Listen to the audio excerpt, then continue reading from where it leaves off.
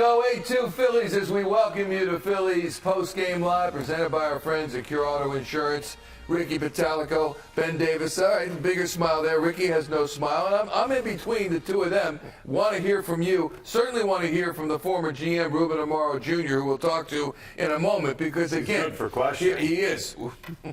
If you're championship-driven, I'm not interested in making the playoffs. I'm interested in doing damage in the playoffs. So what are we to make of this win? Seriously, what do you mean, wait a minute? I want to know. You have to get there first. Okay. How about plan on getting there first? Is there anything that's encouraging right now to you about this team? Which that game? They just bludgeoned a garbage team with a terrible pitcher? I feel bad for this kid, Tommy Romero, 25 years old. So give me some encouragement, and I'll be asking the same of Ben and the same of Ruben. What encourage you?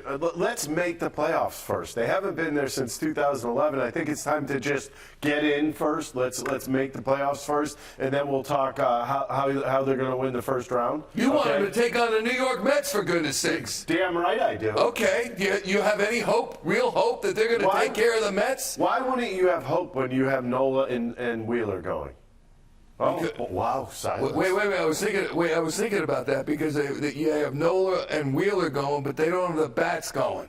Unless Tommy Romero's pitching. Yeah, can Tommy Romero start for the New York Mets? All right, wait. Let's calm down. Let's see where you're going here. You're trying to say that the Nationals threw a guy out there that was equivalent to a high school pitcher right now. Okay. You're pretty close with that, but you still have to hit the baseball. Benny, what do you think? I thought it was a good win, a much-needed win, and Syndergaard threw well. They fielded the baseball well. They hit the ball out of the ballpark. 5 homers tonight. Kyle Schwarber was great at the top of the lineup. We said maybe drop him down, but it worked for him tonight. They hit the ball out of the ballpark, and they won a ball game. And take this how you will. It was a simplistic win. It was a win is a win. It was a boring type win because it was over early. But, hey, I'll take that any day. All right. I mean, I hear what you're... By the way, these position players pitching, that could out of here. Right, I know you don't like that. And I'm with you on that. I don't like it either.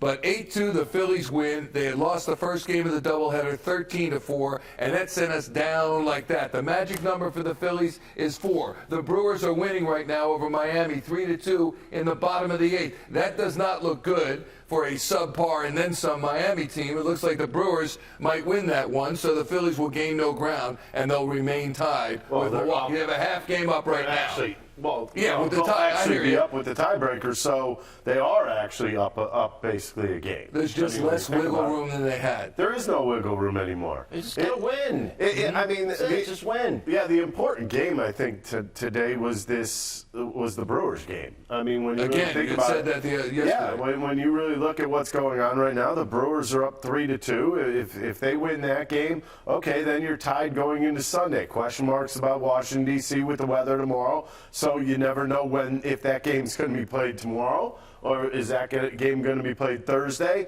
And then the Beast. You have to go down and play the Astros. That's the problem. Yep, sure is. Let's check in with Ruben Amaro Jr. in Washington. Call tonight's game with Tom McCarthy. He joins us from the booth. Ruben, again, encouragement needed from here. And I know you're just the guy to do it, because I'm sure there's some fans moping around like I am right now saying, you know what, they lost 13-4 in game number 1. They don't look real good. Where have the bats been? Where's the bullpen? They beat this poor guy, Tommy Romero. That didn't take much to do. What hope do we have that they can really do something this season? And you would say what?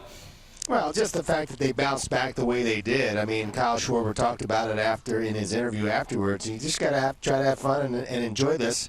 They did a very good job of flushing that first game and coming back, and Kyle Schwarber had a lot to do with it. And you got to give the daycare a lot of props. Those guys played very, very well, and they did a nice job through the middle of the season when they did not have Bryce Harper. Those guys filled in really, really well. And they continue to do it even late in the season. You do have to have your big boys step up, though, and Kyle Schwarber certainly did that tonight. Sure did. Let's start with, I think you forgot to ask Kyle Schwarber what he had for breakfast, because you asked him just about everything else. Yeah. That's number 1. Number two, Chris Sanchez. Is there a question there? Thank you, Your Honor. Thank you. Christopher Sanchez, nice job picking up the bullpen tonight, and I think the bullpen needed it. Am I right?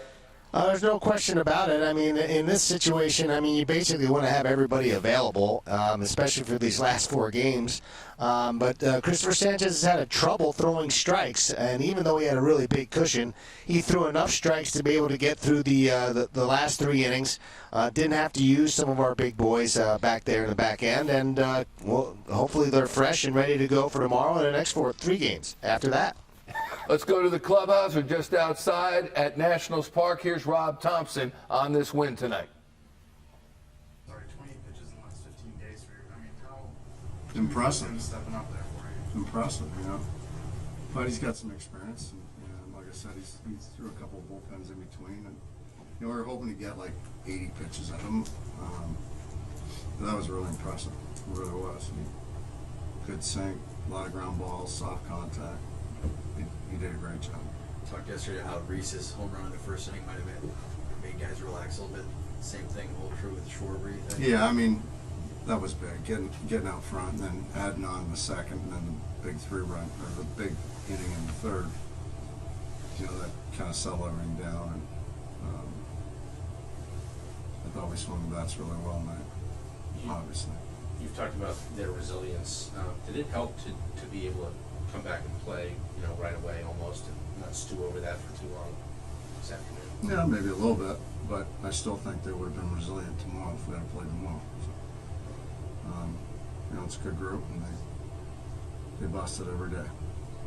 There's only 4 games left, so Syndergaard, you know, wouldn't start another game. How do you view him here in the last days of the season?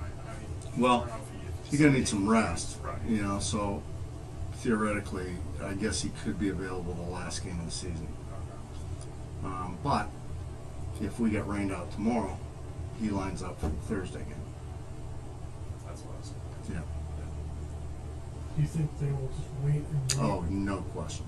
No, seriously. Yeah, no question. They'll wait. Till darkness. Oh yeah, no question. So They'll want to get this in. Because they don't want you to come back. You don't want to come back. No, we won't play. Yeah. And MLB will want to play. Washington doesn't want to play on Thursday. Yeah. I'm sure everybody wants to play. So. How would you kind of sum up the day?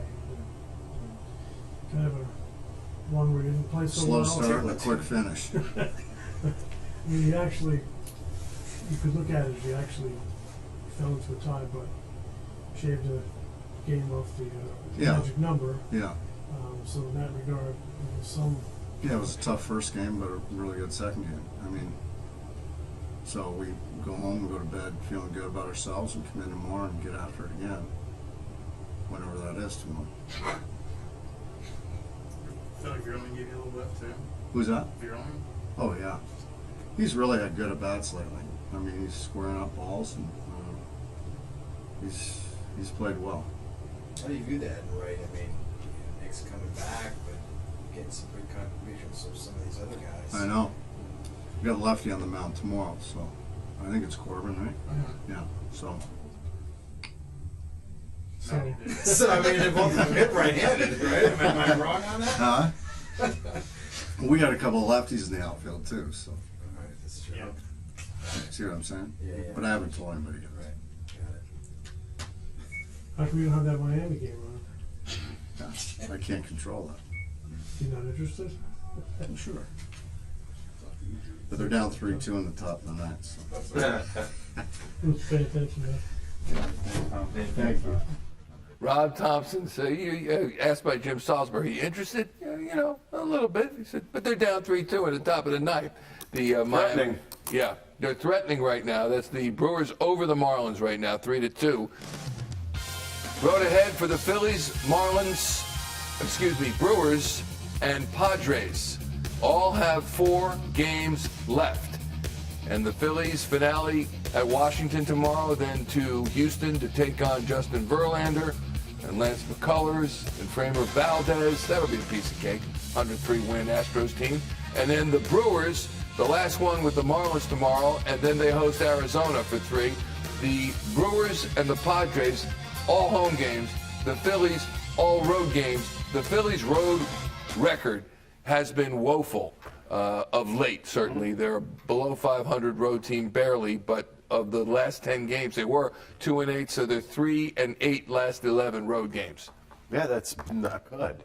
And, I mean, considering that's where you're going to be until, I guess, game 3 of an NLDS, and if they even get there. So you're going to have to figure it out on the road, and you have to figure it out right now. And it's going to take a team effort. There's no doubt about it.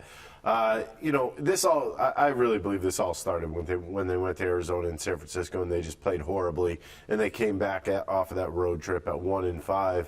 But I mean, they never recoup from that. That's an issue to me. Marlins just went ahead of the Milwaukee Brewers. It could lower, if this holds, it could lower the Phillies' magic number from 4 to 3. Still couldn't clinch tomorrow, but it'd be darn close. How about that, Benny? That would be something else. But you can't rely on these guys to take care of your business. You can't rely on the Marlins to clean up your mess. And right now the Phillies are in a little bit of a mess. And there's nothing they can do about it except go out and win tomorrow, and hopefully they play. We'll see what happens. That's why what Ricky said regarding the Marlins win or loss is the most important thing it is. We're expecting the Phillies to win, but there is a little breathing room. I know they have the tie break, but there's a little breathing room when you hear that the Brewers may lose. Still a little bit to go. That's 2 nights in a row they couldn't hold. Well, last night they ended up holding the lead, but they had bases loaded. Tonight, didn't happen.